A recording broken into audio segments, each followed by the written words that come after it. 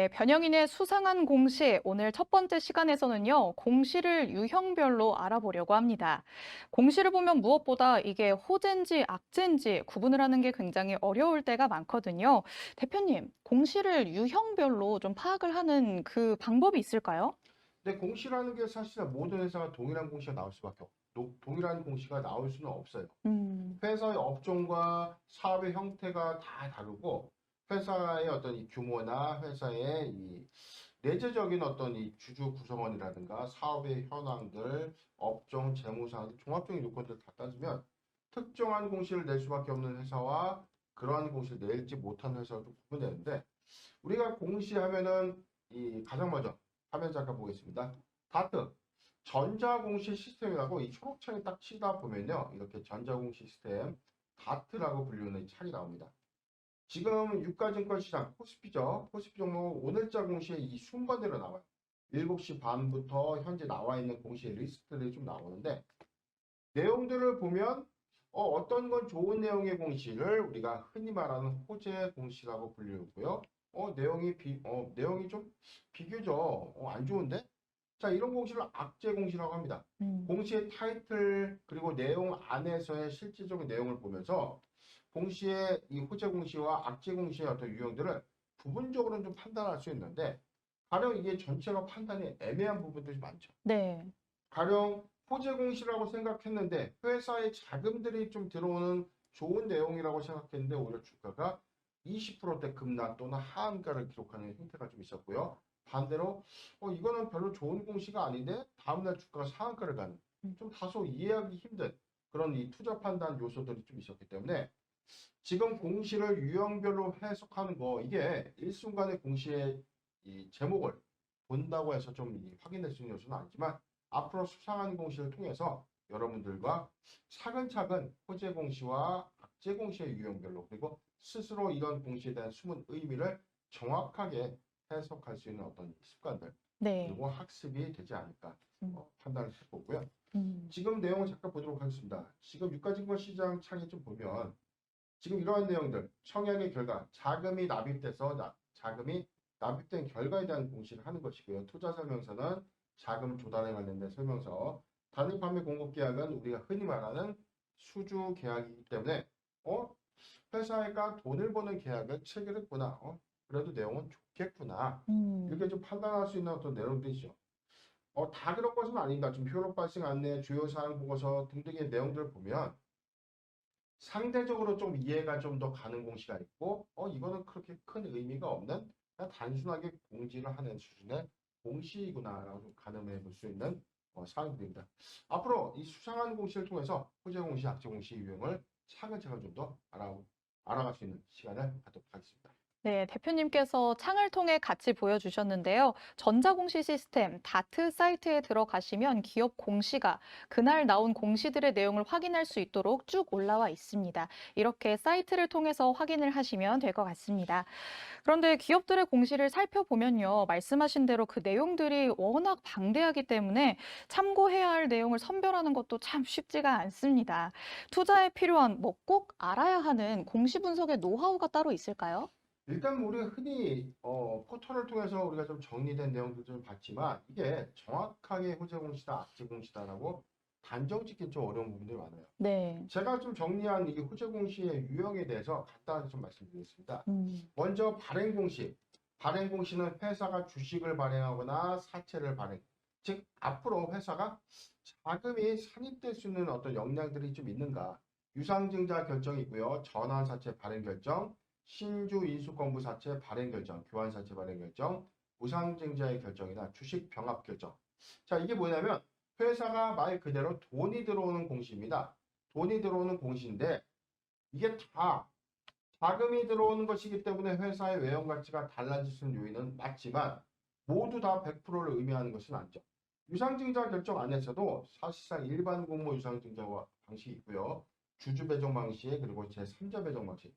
3호 사채는 3호 이 유상증자라고 해서 납입 후 1년 후에 주식이 전환된 요건은 흔히 호재로 좀 작용되는 인식이 많은데 최근에 이 공모 형태의 유상증자는 단기 약재로 좀 인식이 되고 있어요. 음. 왜냐하면 자금은 들어오지만 주식도 바로 풀려버리기 때문에 네. 주가 가치가 바로 희석이 되는 이 단점이 있죠. 음. 그런데 1년 이후에 보호해수 절차를 거쳐서 1년 이후에 주가가 반영되는 시점에 주식이 좀 풀린다면 사실상 이 부분은 현재 이 주가 가치 희석을 저해하는 요인이 아니기 때문에 호재로 좀 이식하는 셈입니다. 전환사채 발행 결정, 신주 이수권부 사채 발행 결정 말 그대로 회사가 빚을 내서 자금을 조달합니다. 그런데 일정 시간 이후, 1년 이후에 내가 배정했던 가입보다 1년 이후에 회사의 가치가 달라져서 주가가 올랐다면 투자자 입장에서는 주식으로 전환해서 투자금을 회수하는 것이고요. 회사는 말 그대로 자금이 증가시켜지고 자본금이 좀 늘어나는 형태입니다. 두 번째, 단일 판매 공급계약 체결, 유형자산의 양수 결정, 유형자산의 취득 결정, 신규 시설 투자, 그리고 자기 주식의 취득 결정, 자기 주식 취득 신탁 계약의 체결 결정, 최대 주주 변경을 수반하는 주식 양수도의 계약 체결, 이전 상장의 결정 공개 매수, 회사 결정, 회사 분할 결정.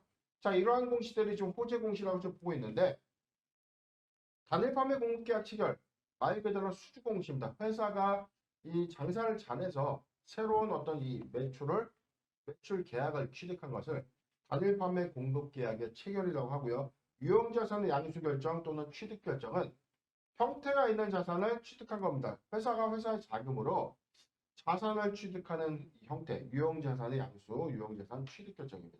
신규 시설 투자, 신규 시설 투자에 대한 이 공시를 제가 가장 눈여겨서 좀 봐야 된다는 좀 말씀드렸는데 회사가 투자하는 이 규모와 투자 형태에 따라서 앞으로의 사업 가치가 좀 달라질 수 있어요. 네. 가령 회사 전체의 이 자본 절반이 넘는 자금, 막대한 자금을 신규 시설 투자로 좀 단행을 했어요. 그래서 현재는 10개를 만들 수 있는 수준이었는데 네. 이게 공장이 준공되고 난 이후에 10개 만들었던 회사가 30개를 만든다. 그럼 뭐가 늘어나죠? 매출액이 늘어나고 회사의 가치가 달라질 수밖에 없는. 네. 즉 회사의 업사이드, 주가의 상승 요인이 좀 반영될 수 있기 때문에 신규 시설 투자 부분을 꼼꼼하게 좀 체크해야 될 것 같습니다.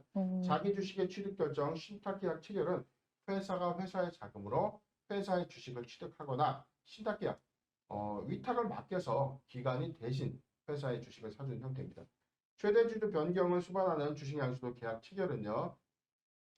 회사의 최대 주주가 경영권을 매각하는 겁니다.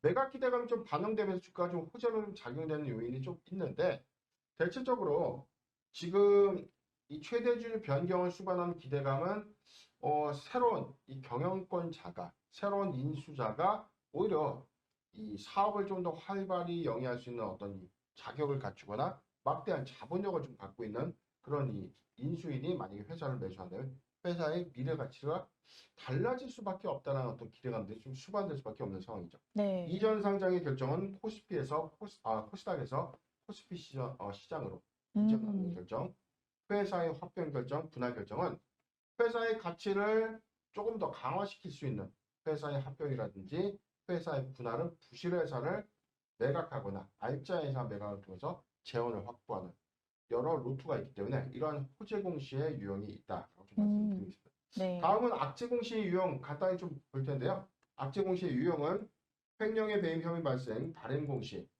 소송 등의 제기, 소송 등의 판결 결정, 단일 판매 공급 계약의 해지, 불성실 공시법인의 지정, 경영권 문제의 소송, 출자법인의 부도, 해산 사유의 발생, 부도 발생, 파산 신청, 최대 주주 변경을 수반하는 주식 양수도 계약 체결, 감사 의견 거절, 한정 또는 의견 거절, 비적정, 전환 청구 행사, 신주 이수권부 행사, 교환 청구권 행사, 영업정지, 생산 중단, 재발생 너무나 많아요. 그런데 앵커님 우리가 네. 타이틀을 보면 악재 공시의 유형을 타이틀을 좀 보고 있다면 네. 자 이게 판단이 뭐 가능해 보이지 않을까요? 지금 제목의 타이틀로 봤을 때 네. 이 부분은 악재 공시 같은데 이 부분도 악재인가요? 라고 좀 판단되는 곳이 있을까요? 아까 호재에서 봤던 거랑 겹쳐지는 부분도 있거든요. 네네. 최대 주주 변경을 수반하는 주식 양수도 계약은 호재로도 될 수 있고 악재로도 될 수 있는 건가요? 그렇죠. 제가 말씀드렸던 이 공시의 맹점입니다.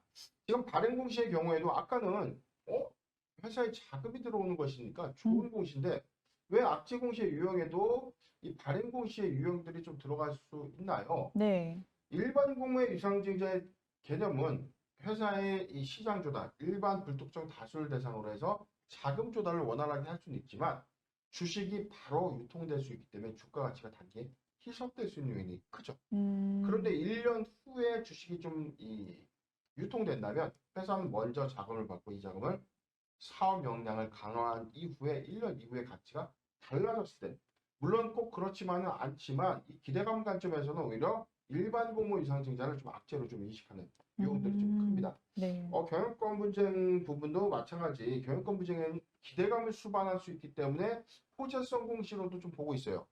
경영권 분쟁을 경영권 분쟁 관련되면 회사의 어떤 내용들이 안 좋은데 왜 주가가 오르나요? 경영권 분쟁은 말 그대로 지분의 장내 매수 활동이 활발하게 이루어지면 주가가 좀 급등할 수 있는 요인이 있는데 회사의 어떤 이 치부를 헐뜯거나 여론을 선동하는 그런 진흙탕 싸움을 좀 가게 된다면 주가가 좀 급락할 어, 수밖에 없는 요인이고 네. 아까 우리 앵커님께서 물어보셨던 최대주의 변경을 수반하는 주식 양수 계약 체결이 왜 악재로 인식될 수 있나요? 자, 이 부분은 아까 반대의 경우라고 생각을 하면 됩니다.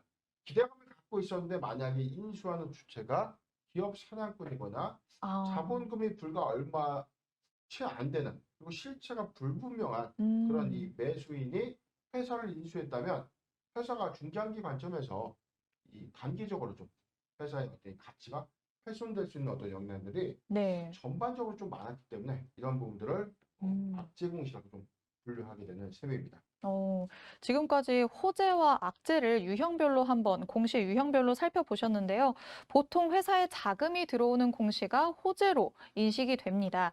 그런데 발행 공시의 경우에는 유상증자의 결정이 호재로도 작용을 할 수 있고 악재로도 작용을 할 수 있다. 단기적으로는 주가 가치가 희석이 될 수도 있기 때문에 일반 공모 유상증자의 경우에는 악재로 보기도 하니까요. 이 부분에 대해서는 유의 깊게 전자공시 시스템 다트에서도 조금 더 확실하게 확인을 해본 후에 접근을 하시는 게 좋을 것 같습니다. 또 호재와 악재에서 같이 연결되어 있는 최대 주주 변경을 수반하는 주식 양수도 계약 체결의 경우에도요, 주식을 인수하는 그 주체가 어떤 상황이냐에 따라서 호재로 작용하기도, 악재로 작용하기도 하기 때문에 이 부분도 조금 더 주의 깊게 살펴보셔야 될 것 같습니다. 그렇다면 투자자들이 공시를 확인을 할 때 혹시 특별히 더 신경을 써서 봐야 할 부분들이 있을까요? 제가 몇몇 아까 사항들 좀 힌트를 좀 드렸어요. 첫 번째 자금 조달, 발행 공시의 유형들 좀 볼 때 회사가 투자한 자금을 과연 어떻게 좀 사용할 것인가 좀 요약별로 내용들이 좀 나와요. 음, 운영 자금이라든가 시설 투자, 뭐 채무 상환, 빚을 갚는 자금을 사용한다든가 타법인 증권을 취득하는 자금을 사용하거든요. 네. 어떤 용도와 어떠한 사항들의 자금이 지출되는지, 자, 이 부분도 중대한 체크 포인트고요. 두 번째, 신규 시설 투자도 마찬가지로 이 투자의 규모, 투자의 방식과 이 공장 준공 이후에 회사의 어떤 가치가 어떻게 바뀔 수 있는가. 자, 이런 부분들. 경영권 변경을 수반하는 양수도 계약도 역시 지금 회사들의 어떤 기대감을 수반했던 회사들이 소형주임에도 불구하고 대기업으로 좀 인수됐던 사례들 안에서 중견 음, 기업으로 좀 도약할 수 있는 어떤 사례들도 좀 있었고요. 네. 전반적인 어떤 공시의 호재 공시든 악재 공시의 어떤 사항들 안에서 단순하게 공시를 한 번만 읽는 것이 아니라 중요한 어떤 체크 포인트 안에서는 꼼꼼하게 그만큼 좀 읽어보고 이 내용을 다음 공시와 연결해서 일정상의 어떤 관리들, 일정 이후에도 어떻게 좀 변모할 수 있는지 이런 부분들을 정기 보고서와 이 맞물려서 음, 유추 해석하는 어떤 습관들이 굉장히 중요하지 않나 판단을 음. 해 봅니다. 네, 사이트를 통해서 정기 보고서를 확인하는 게 중요하다라는 말씀을 하십니다. 특히 신규 시설 투자에 같은 경우에는 호재로 작용하는 경우가 많기 때문에 이 부분도 유의 있게 보시는 게 좋을 것 같고요. 방금 전에도 말씀을 드렸던 경영권 변경을 수반하는 주식 양수도 계약 체결의 경우에는 내용이 굉장히 중요합니다. 내용을 꼼꼼하게 읽어보셔서 이게 호재로 작용할지 악재로 작용할지 제대로 판단하신 후에 접근하시는 게 좋을 것 같습니다. 그런데 제가 네. 다트 사이트에서 열심히 보고서를 봤더니요. 재무제표를 봐야 한다는 소리를 많이 들어서 보려고 했더니 봐도 잘 모르겠더라고요. 어떤 식으로 보는 게 좋을까요? 재무제표라는 거는 잠깐 좀 창을 보도록 하겠습니다. 최근에 사업 보고서 좀 하나 열려 있는데 네. 지금 내용을 보면 회사의 개요, 사업의 내용, 재무에 관련된 사항, 모든 정기보고서는 최근의 이 분기 기점의 현상들을 자세하게 가장 정확하게 표시를 해줘야 됩니다.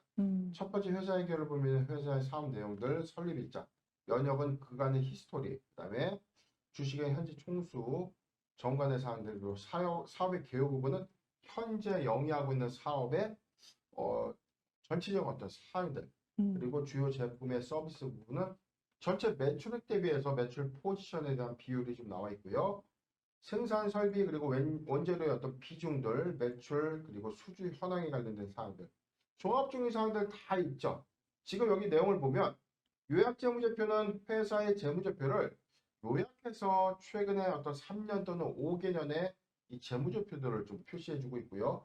연결 재무제표는 회사와 회사의 자회사 및 종속회사의 모든 재무제표들을 합산한 것을 바로 연결 재무제표라고 합니다. 가령 A 회사가 3개의 계열사를 모두 보유하고 있으면서 연결 종속회사로 편입이 됐다면 4개의 회사의 재무 정보가 모두 반영되는 것이 연결 재무제표라고 하고요. 재무제표는 이 회사, 종속회사를 제외하고 현재 회사의 관점에서의 재무 상태만 나타내주는 표다. 이렇게 이해를 하시면 되겠습니다. 통상적으로 연결 재무제표와 재무제표 이 두 가지에 대해서 어떤 기준을 좀 봐야 됩니까? 라고 좀 이야기를 하는데 연결 대상 법인이 있는 회사들은 연결 재무제표 기준을 좀 보는 게 정확할 것 같고요. 연결 재무제표가 없는 회사는 당연히 단독 재무제표, 즉 개별 재무제표만 수반하기 때문에 4번 항목인 재무제표를 보면 됩니다. 상태에 따라서 쭉 내용을 보면 매출액 그리고 영업이익의 여부 그리고 당기순이익에 대한 여부인데 단순하게 영업이익의 감소 요인이 크다 작다를 굉장히 왜 중요하게 좀 판단해 보냐면 영업이익은 사실상 영업활동에 관련된 이 매출과 비용들을 차감한 부분을 영업이익 또는 영업손실이라고 좀 불리고 있고 당기순이익 또는 손실은 영업활동과 관련 없는 부가수익 또는 부가비용들이 좀 반영되는 즉 A 회사가 화장품을 유통하는 회사예요. 화장품을 열심히 팔아가지고 100억을 벌었는데 화장품 영업활동에 관련된 비용을 60억을 썼어요. 그럼 영업이익은 40억이 되겠죠. 그렇죠. 그런데 회사가 나머지 회사 자금으로 이자 수입을 내서 20억 원의 이자 수입을 했어요. 이건 영업활동과 관련이 없는 회사 유유자산으로 수익을 창출한 것이기 때문에 이 부분은 당기순이익에 영향을 주는 것이다 라고 이해를 하시면 되겠습니다. 네, 지금 화면으로 같이 보신 것처럼 이렇게 정기 보고서를 통해 재무제표를 확인하실 수가 있습니다. 통상적으로는 연결된 회사가 있는 경우에는 연결 재무제표를 보시는 게 정확하다라고 말씀을 하시고요. 연결 재무제표가 없는 경우에는 단독 재무제표를 보는 게 좋다라는 의견도 덧붙여 주셨습니다. 그리고 매출액의 경우에는 계속해서 상승을 하는지 또 감소세가 있는지를 파악을 하는 게 중요하고 또 매출액과 더불어서 영업이익, 당기순이익 을 비교해서 같이 꼼꼼하게 확인을 하시는 게 좋겠다는 말씀 해주셨습니다. 네, 오늘 첫 번째 시간으로는 이렇게 공시를 유형별로 알아보는 시간 가져봤습니다. 오늘 대표님이 말씀해 주신 포인트들이 여러분이 앞으로 투자를 하는데 정말 많은 도움이 됐으면 좋겠습니다. 변형인의 수상한 공시, 오늘의 내용은 여기까지입니다. 방송을 보시면서 공시에 대해 궁금한 점이 있으신 분들은요, 노란톡 오픈 채팅방에 변형인의 기업공시연구소 검색해서 들어오시면 됩니다. 그 노란톡 오픈 채팅방에서 궁금하신 점을 다 질문을 하시면 대표님께서 친절하게 빠르게 직접 답변을 해주시니까요. 언제든지 노란톡 오픈 채팅방에 들어오셔서 질문해 주시면 되겠습니다. 그리고 지금 시청하고 계시는 세계경제TV 채널 좋아요, 구독 눌러주시고요. 댓글도 남겨주시면 저희가 방송을 하는데 큰 힘이 됩니다.